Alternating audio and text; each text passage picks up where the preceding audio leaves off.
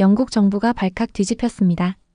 역사상 유례를 찾아볼 수 없는 예지력을 가진 중국 소년이 나타났기 때문입니다. 소년은 중국에 몰아칠 자연재해를 예언하며 사람들을 공포에 몰아넣고 있습니다. 그런데 여기에 한국이 연루되어 있다는 사실에 모두가 경악하고 있는 상황입니다. 미신 따위 믿지 않는 영국의 강요들도 처음엔 코웃음을 쳤지만 소년의 예언들이 하나 둘 실현되는 걸 확인한 후 긴급 대책 방안을 강구하기 위해 비공식적인 루트까지 동원하고 있다고 합니다. 대체 무슨 사연인지 오늘의 사연 시작하겠습니다. 안녕하세요. 저는 영국 외무부 소속 외교관 알드리 코손이라고 해요. 그날의 기억은 아직도 생생해요. 제가 무릎까지 진흙 홍수물에 빠질 거라고는 생각도 못했거든요. 하지만 저 알드리 코손은 거기 서 있었죠. 머리 위로는 비가 쏟아지고 있었고 눈앞에는 광둥성의 남은 모습이 펼쳐져 있었습니다. 헬리콥터 창문에서 바라보니 피해 상황이 끝없이 펼쳐지고 있었어요.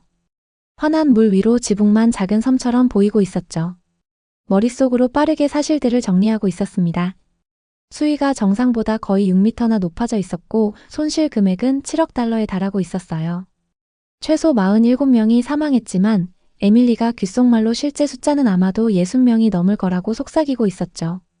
선생님, 5분 후에 착륙하겠습니다. 조종사가 헤드셋을 통해 말하고 있었어요. 방수 재킷을 고쳐 입으며 평범한 재난 임무라고 생각했던 일에 대비하고 있었습니다. 중국 정부가 영국에 도움을 요청했고 그들은 바로 저를 보냈죠. 이건 제 일에서는 아주 평범한 일이었어요. 하지만 13살 소년의 경고와 제 강한 의견이 곧 충돌하게 될 줄은 몰랐습니다. 이 충돌은 국가 간 관계에 대한 제 생각, 문화 존중, 그리고 강대국들이 너무 교만하게 행동할 때 일어나는 일에 대한 모든 생각을 바꿔놓을 거였죠. 첫 번째 암시는 그날 저녁에 왔어요. 에밀리와 저는 임시지휘센터에 설치해둔 얼마 안 되는 구호물자를 살펴보고 있었습니다. 선생님, 이 홍수가 일어날 거라고 예측한 소년에 대해 들어보셨나요? 에밀리가 물었어요. 젖은 금발 아래로 그녀의 초록색 눈이 진지하게 빛나고 있었죠. 쓸데없는 미신이야. 제가 구호품을 어디로 보낼지에 대한 차트에서 거의 고개도 들지 않고 말했습니다. 우리는 사실을 다루는 거야, 이야기가 아니라. 하지만 다음 날 우리 구조보트가 무너져가는 2층에 갇힌 가족에게 도달하기 위해 강한 물살과 싸우고 있을 때 유이펑이라는 노인이 놀랍도록 세게 제 팔을 잡았어요. 이건 하늘의 벌입니다. 그가 서툰 영어로 말했어요. 우리가 이웃을 나쁘게 대했어요. 자연이 지금 화가 났어요. 저는 부드럽게 그의 손을 떼어냈습니다. 우선 모두를 안전하게 구하는 데 집중합시다. 알겠죠? 그날 밤 잠을 이룰 수 없었어요. 구한 사람들의 얼굴과 더 심각하게는 제때 구하지 못한 사람들의 얼굴이 계속 보이고 있었습니다. 집이 무너질 때 가족 사진을 가지러 돌아가서 사라진 노인. 물이 불어나는 동안 아기를 높이 들고 있던 어머니. 제 실용적인 마음은 구조 계획과 물자 목록을 생각하며 이런 이미지들을 밀어내려고 했지만 뭔가 다른 감정이 내면에서 자라고 있었어요. 불안감을 느끼고 있었죠. 작은 목소리가 이게 단순한 악천후 이상의 무언가가 아닐까 하고 묻고 있었습니다. 다음 날 아침 저는 지도 테이블에 서서 아직 확인해야 할 지역을 표시하고 있었어요. 옷은 어제부터 여전히 축축했고 잠도 제대로 자지 못했죠. 라디오에서는 다른 구조팀들의 긴급 요청이 들려오고 있었습니다. 4팀이 동쪽 구역에 보트가 필요합니다. 한 목소리가 잡음 사이로 말하고 있었어요. 거기 물이 아직도 계속 불어나고 있습니다. 지도에 그 위치를 표시했습니다. 보트가 부족해지고 있었어요. 시간도 부족했죠. 에밀리가 태블릿을 들고 들어왔습니다. 그녀의 얼굴에는 걱정이 가득했어요. 선생님, 보셔야 할 정보가 있어요. 지금은 안 돼. 구조작전을 계획해야 해. 제가 말했습니다. 선생님, 이건 그 예측에 관한 겁니다. 장싱이 소년이요. 그는 단지 이 홍수만 예측한 게 아니에요. 티베트에서 큰 지진이 날 거라고도 예측했어요. 정확한 위치와 강도까지요. 그리고 그가 말한 시간에 정확히 일어났어요. 지도 표시를 멈췄습니다. 젖은 옷과는 상관없이 등골이 오싹해지는 느낌이 들었어요. 그리고 더 있어요. 에밀리가 계속 말했습니다. 그녀가 태블릿을 건넸어요. 그는 더 많은 재난이 올 거라고 해요. 양쯔강을 따라 3번의 홍수가 더 있을 거래요. 5월, 7월, 그리고 9월에요.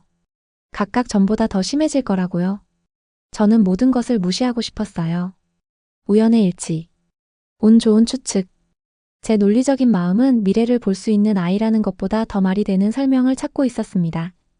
그는 이런 재난들의 원인이 뭐라고 말하고 있지? 제가 대답을 듣고 싶지 않으면서도 물었어요. 에밀리가 저를 똑바로 쳐다봤습니다. 중국과 영국 같은 다른 강대국들이 한국을 대하는 방식 때문이라고 해요. 존중 없이요. 그들의 문화를 가져가고 역사를 주장하고 경제를 해치고 그들의 중요성을 무시하면서요. 거의 웃을 뻔했어요. 한국? 그 작은 나라? 외교회의에 참석한 수년 동안 저는 한국에 대해 거의 생각해 본 적이 없었습니다. 하지만 그때 노인의 말이 생각났어요. 홍수 속에서 절박한 얼굴들이 떠올랐고 에밀리가 이 예측들이 실현될 거라고 확신하는 모습도 기억났습니다. 우리가 틀렸다면 어떨까요? 작은 국가들을 향한 우리의 행동이 상상도 못한 결과를 가져온다면? 처음으로 제 경력에서 저는 진정한 두려움을 느끼고 있었어요. 우리 주변의 홍수물 때문이 아니라 만약 그 소년이 맞다면 다음에 어떤 일이 일어날지에 대한 두려움이었습니다. 저는 임시본부의 긴급회의실에 서 있었어요. 제 목소리가 벽에 부딪혀 울리고 있었죠. 공기 중에는 축축한 옷과 진한 커피 냄새가 퍼져 있었습니다. 이건 말도 안 돼요. 제가 에밀리가 보여주는 화면을 향해 손을 흔들며 말하고 있었어요. 13살 소년이 재난을 예측한다고? 그것도 우리가 한국을 어떻게 대하는지 때문이라고? 우리는 여기서 할 진짜 일이 있다고요. 에밀리는 물러서지 않았어요. 그녀는 계속해서 장싱위와 그의 예측에 관한 슬라이드를 보여주고 있었죠. 광둥 홍수는 그가 말한 정확한 시간에 일어났고 티베트 지진은 그가 예측한 정확한 장소와 강도로 발생했어요. 그리고 이제 그는 5월, 7월, 9월에 양쯔강을 따라 3번의 홍수가 더 올 거라고 경고하고 있었습니다. 선생님, 많은 학자들과 군사 전문가들이 그를 주시하고 있어요. 에밀리가 말했어요. 저에게 실망했다는 게 보였지만 그녀의 목소리는 차분하게 유지되고 있었죠. 단지 재난에 관한 것만이 아니에요. 왜 이런 일들이 일어나고 있는지에 관한 거예요. 저는 이 말을 문질렀어요. 눈 뒤로 두통이 시작되고 있었죠. 며칠 동안 잘 자지 못했고 구조 작업으로 온몸의 근육이 아파오고 있었습니다. 좋아요. 우리의 10대 점쟁이가 왜 이런 재난들이 일어난다고 생각하는지 다시 말해봐요. 제가 말했어요. 중국이 한국을 존중하지 않는 방식 때문이라고 해요.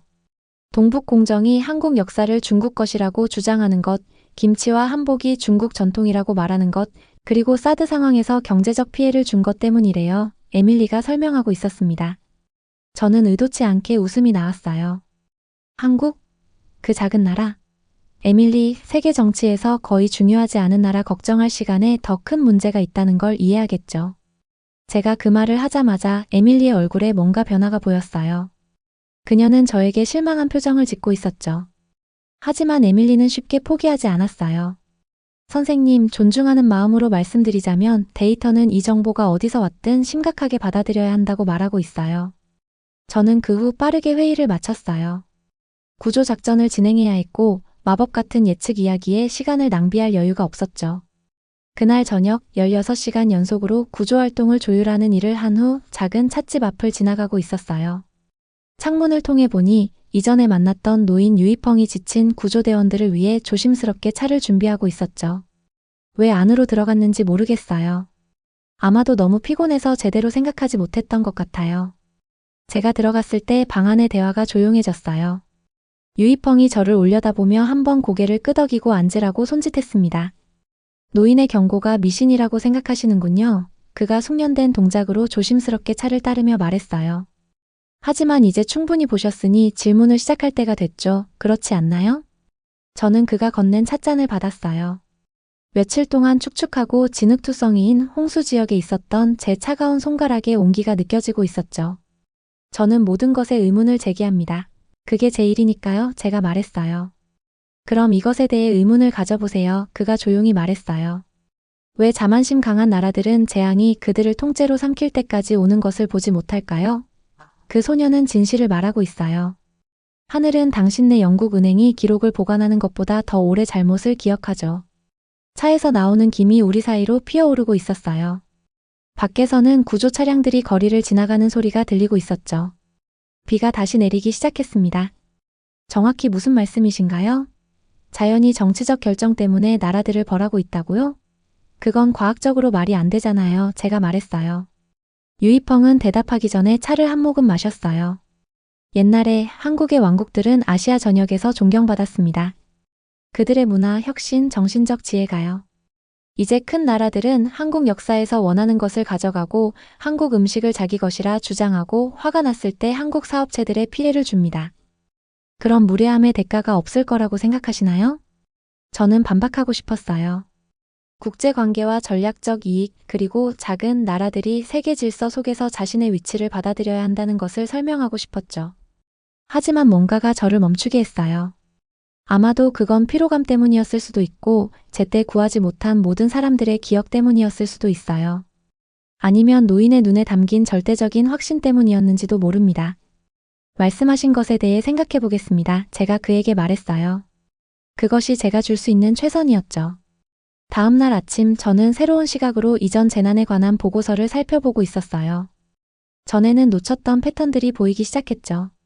정치적 긴장이 있는 지역에서 기상현상이 더 극단적으로 변하고 있었고 분쟁 지역 근처에서 지진이 발생하고 있었습니다. 정말 가능할까요? 제 논리적인 마음은 그 생각 자체에 반발하고 있었어요. 하지만 제 안의 다른 부분, 보통은 무시하던 부분이 세상에는 우리 과학이 아직 설명하지 못한 연결점이 있을 수 있다고 속삭이고 있었죠. 에밀리가 몇 시간 후에 여전히 이 보고서들을 보고 있는 저를 발견했어요. 선생님? 런던과의 통화 준비되셨나요? 그녀가 물었습니다. 베이징으로 여행 일정을 잡아요. 저는 올려다보지도 않고 말했어요. 그 소년 예언자를 만나고 싶어요. 에밀리는 놀란 표정이었지만 빠르게 고개를 끄덕였어요. 네, 바로 하겠습니다. 그녀가 나가려고 돌아설 때 저는 덧붙였어요. 그리고 에밀리, 한국 역사와 문화에 관한 모든 자료를 가져와요. 동북공정 분쟁에 대한 우리의 공식 입장도요. 그리고 지난 10년 동안 영국이 국제회의에서 한국과 어떻게 상호작용했는지에 대한 보고서도 필요해요. 이유를 물어봐도 될까요? 저는 마침내 보고서에서 눈을 들었어요. 제 뒤 창문으로는 비가 흘러내리며 바깥의 황폐해진 풍경을 흐릿하게 만들고 있었죠. 만약 이 소년이 앞으로 올 홍수에 대해 조금이라도 맞을 가능성이 있다면 우리는 그가 한국을 존중하지 않는다는 말이 정확히 무슨 뜻인지 이해해야 해요. 저는 작은 나라들이 강대국의 결정을 받아들여야 한다고 믿으며 경력을 쌓아왔어요. 그런데 그 믿음이 계속 잘못되었다면 어떨까요? 에밀리는 며칠 만에 처음으로 미소를 지었어요. 내일 아침까지 모든 것을 준비해 놓을게요. 그날 밤 저는 불어나는 물에 대한 꿈을 꿨어요. 하지만 이번에는 제가 사람들을 홍수에서 구하려고 하지 않았죠. 저는 마른 땅에 서서 런던의 중요한 건물들이 천천히 어두운 물속으로 사라지는 것을 보고 있었어요. 국회의사당, 버킹엄 궁전, 제가 수년간 일해온 외무부 건물이요. 저는 땀을 흘리며 깨어났고 머릿속에 하나의 명확한 생각이 떠올랐어요. 다음 재난이 먼 나라에서 일어나지 않는다면 어떨까? 우리 자신의 해안가에 온다면? 제 인생에서 처음으로 경고를 무시했을 때 무슨 일이 일어날지 진정으로 두려웠어요. 그것이 지구 반대편에 사는 13살 소년의 경고일지라도 말이죠. 제가 이런 일을 하고 있다니 믿기지 않았어요. 저희 차는 베이징 외곽의 또 다른 검문소를 통과하고 있었죠. 심각한 표정의 경비원들이 다시 저희 서류를 확인하고 있었어요. 이곳을 잉즈 교육센터라고 부르는 표지판이 있었지만 높은 담장과 사방에 설치된 카메라가 있는 정부 건물처럼 보이고 있었습니다. 아이를 두기에는 이상한 장소 같네요. 높은 철문을 통과하며 에밀리에게 말했어요. 아침 햇살이 앞에 있는 건물들을 차갑고 냉담하게 보이게 하고 있었죠. 에밀리가 태블릿에서 고개를 들었어요. 중국 정부는 그저 그의 보호를 위해 지켜보고 있다고 하지만 제 생각에는 그들도 그를 두려워하고 있는 것 같아요. 작은 주차장에 차를 세우고 여러 개의 잠긴 문을 통과해 안내를 받았어요. 지나가는 각 방마다 더 많은 컴퓨터와 심각한 표정의 사람들이 있었죠. 마침내 저희는 단순한 벽이 있는 심플한 방에 들어갔어요. 창가 근처 나무 책상에 한 소년이 앉아 있었습니다. 장신위는 제가 예상했던 것보다 작았어요. 짧은 검은 머리에 청바지와 함께 단순한 파란색 튜닉 셔츠를 입고 있었죠. 하지만 그의 눈이 바로 제 시선을 사로잡았어요. 눈동자가 어둡고 맑았는데 어쩐지 13살보다 더 나이 든 것처럼 보이고 있었습니다. 너가 광둥 홍수와 티베트 지진을 예측했지. 인사도 없이 바로 말했어요. 제 목소리가 의도했던 것보다 차갑게 나오고 있었죠. 네, 그가 대답했어요. 그의 목소리는 차분하고 안정적이었죠. 그리고 양쯔강은 3번 더 범람할 거예요. 5월, 7월, 9월에요. 각 홍수는 이전보다 더 심해질 거고요. 그리고 이것들이 벌이라고 생각하는 거지? 자연이나 하늘이나 뭐 그런 것으로부터? 제가 물었어요. 장싱이가 잠시 조용히 저를 바라보고 있었어요. 제가 무엇을 믿는지가 중요한가요?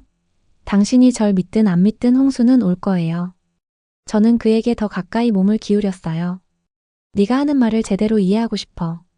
중국이 한국에 나쁘게 굴었기 때문에 이런 재난들이 일어난다고 생각하는 거니? 중국만이 아니에요. 그가 눈을 깜빡이지 않고 저를 똑바로 쳐다보며 말했어요. 영국도요. 어제 회의에서 당신은 한국이 중요하지 않다고 했죠. 사드 문제가 분명히 한국의 잘못이라고 했고요. 수년간 유엔 회의에서 한국 대표자들을 무시해왔어요. 제 입이 떡 벌어졌어요. 이 소년이 어떻게 제가 비공개 회의에서 한 말을 알 수 있었을까요? 한국은 정말 중요한 면에서는 작은 나라가 아니에요. 장이 계속 말하고 있었어요. 역사, 문화, 존엄성이요. 이런 것들은 국가의 크기나 보유한 무기수보다 더 중요합니다. 강대국들이 이런 것들을 짓밟을 때 자연히 대답하는 거예요. 저는 반박하고 싶었어요. 국제관계는 복잡하다고 작은 나라들은 그들의 위치를 받아들여야 한다고 말하고 싶었죠. 하지만 말이 목에 걸려 나오지 않았어요.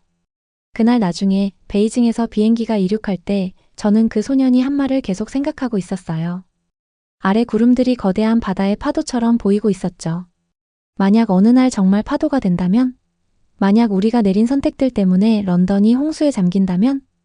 그가 정말 환상을 받고 있는 걸까요? 아니면 그저 날씨를 예측하는데 매우 똑똑한 건가요? 에밀리에게 물었어요. 그녀가 노트에서 고개를 들었어요. 그게 중요한가요, 선생님? 지금까지 그의 예측은 맞았어요. 아마도 우리가 준비할 수 있는 일에 집중해야 할 것 같아요. 일주일 후 저는 런던 외무부 집행위원회 앞에 서 있었어요. 긴 테이블 주변에서 12개의 심각한 얼굴들이 저를 바라보고 있었죠. 방이 너무 더웠고 제 목 뒤로 땀이 흐르는 것을 느낄 수 있었습니다. 그러니까 미래를 본다고 주장하는 중국 소년 때문에 우리의 외교 정책을 바꿔야 한다고 기대하는 건가요? 해리슨 차관이 물었어요. 그의 목소리는 제가 어리석다고 생각한다는 것을 분명히 드러내고 있었죠. 지금까지 예측은 정확했습니다. 제 목소리를 안정적으로 유지하려고 노력하며 말했어요. 만약 그가 말한 대로 5월에 홍수가 발생한다면 수천 명이 죽을 수도 있어요. 알드릭 윌리엄스 외무장관이 말했어요. 그가 얼마나 실망했는지 보여주기 위해 제 이름을 부르고 있었죠. 영국은 점술에 근거해서 한국 같은 나라에 사과하지 않아요. 아시아에서 우리의 초점은 중국, 일본, 인도와 같은 주요 국가들에 있어요. 한국이 아니라고요. 테이블 주변을 둘러봤어요. 대부분의 얼굴들이 윌리엄스에 동의하고 있었죠. 단 2~3명만이 확신이 없어 보였습니다. 회의 후 윌리엄스가 복도에서 저를 찾았어요. 이 권고가 실패하면 완전히 당신 잘못이 될 겁니다. 우리는 한국에 사과하거나 우선순위를 바꿀 계획이 없어요. 그날 밤 저는 혼자 아파트 창가에 서 있었어요. 런던이 아래로 펼쳐져 있었는데 평화롭고 건조했죠. 제가 중국에 두고 온 진흙으로 가득 찬 마을들과는 너무 달랐어요. 가로등이 건물들 사이에 황금빛 길을 만들고 있었고 사람들은 가벼운 비를 맞으며 우산을 들고 퇴근하고 있었습니다. 제 경력 중 처음으로 모든 것에 의문을 품고 있었어요.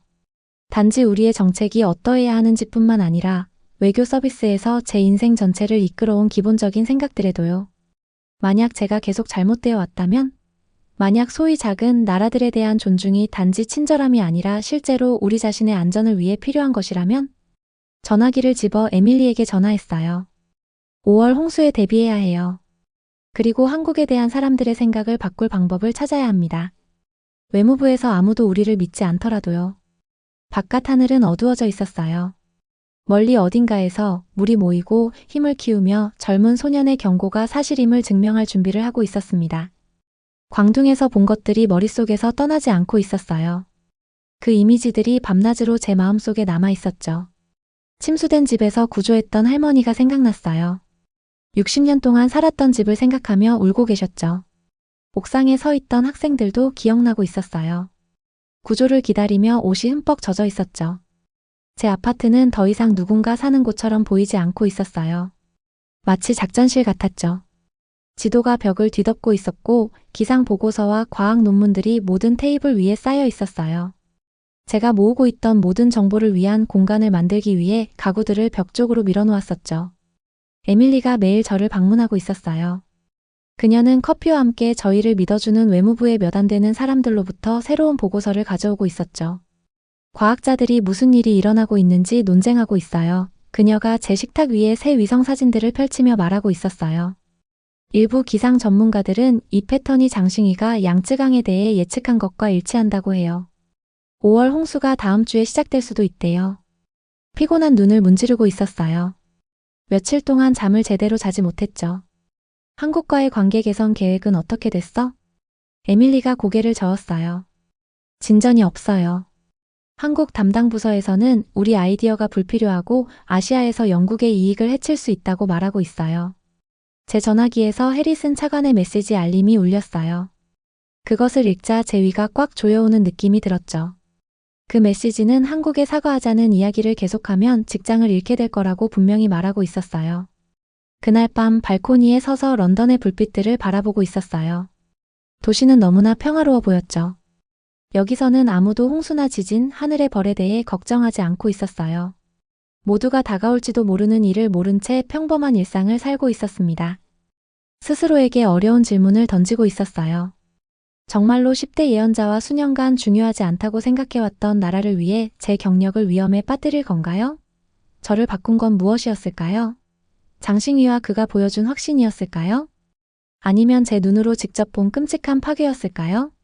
아니면 세계 정치에 대한 제 사고방식 전체가 잘못되었을 수도 있다는 깨달음이었을까요? 저는 항상 강대국들만이 존중받을 자격이 있다고 믿어왔었어요. 작은 나라들은 큰 나라들이 결정하는 것을 받아들여야 한다고요. 하지만 그 시각이 완전히 잘못된 것이라면?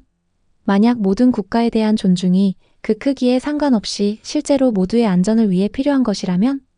일주일 후 5월 홍수가 장싱위가 예측한 대로 정확히 찾아왔어요. 양쯔강이 50년 만에 가장 높은 수위로 올라갔죠. 수천 명의 사람들이 집을 떠나야 했어요.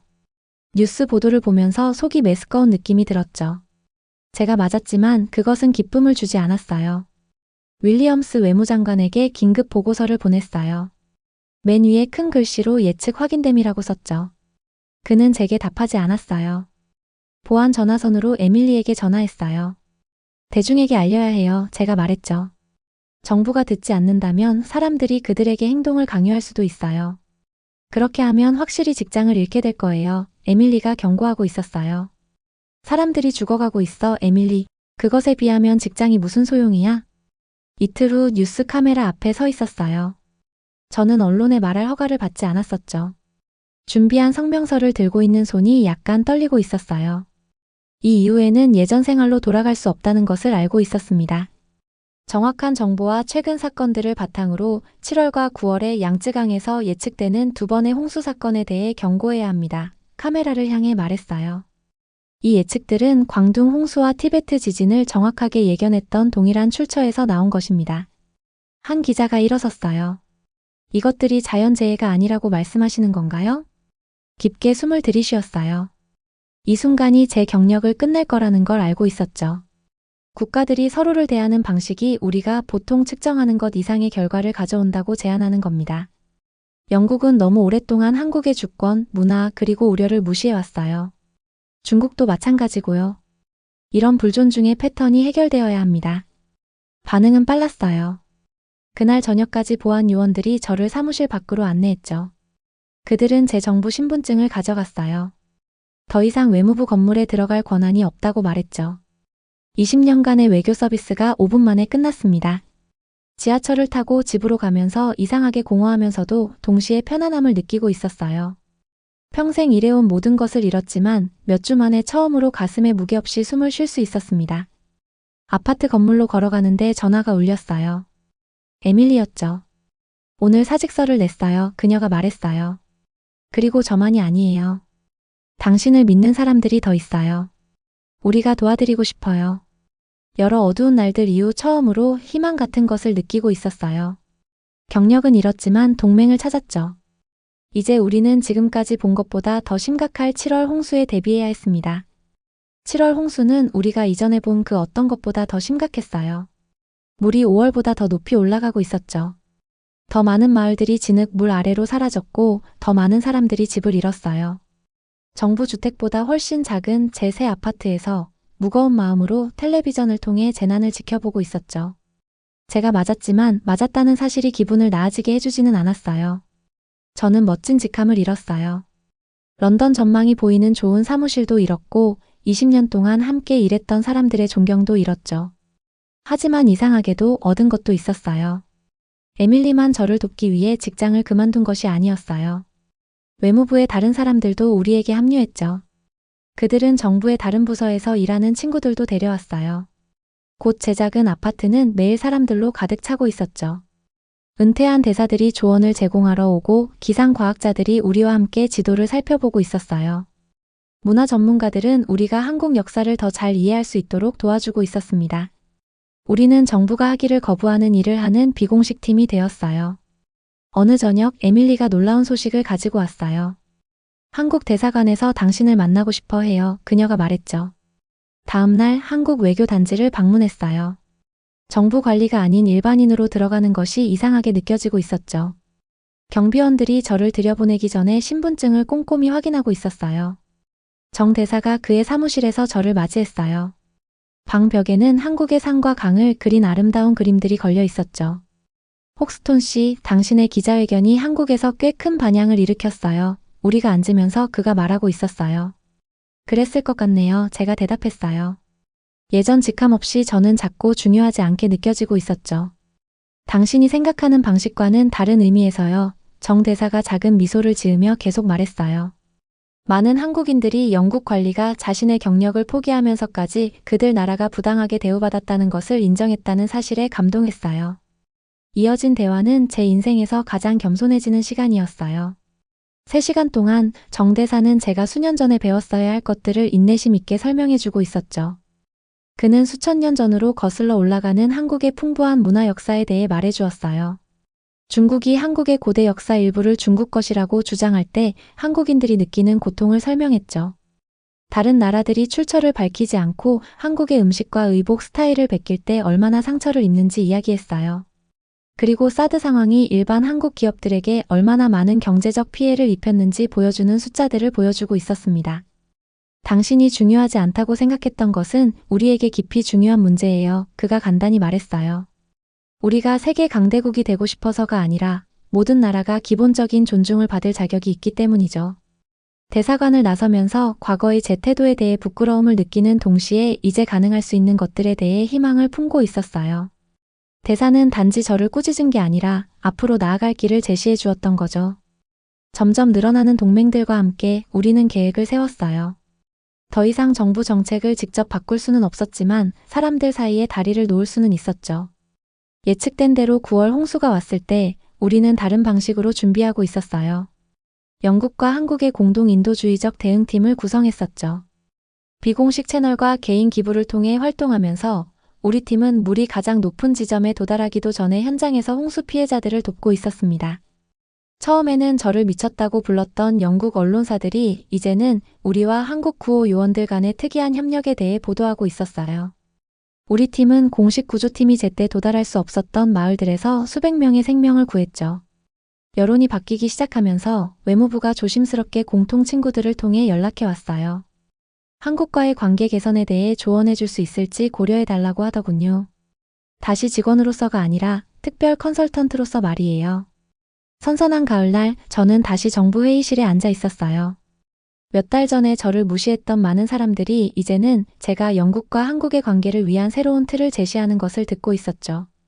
외교는 단지 가장 큰 나라들과의 관계를 관리하는 것만이 아니에요. 제가 설명하고 있었어요. 크기나 군사력보다 존중이 더 중요하다는 것을 이해하는 것이죠. 한국은 진정으로 중요한 면에서 작은 나라가 아니에요. 문화적 리더이며 기술 혁신국이고 동아시아에서 중요한 안정화 세력이죠.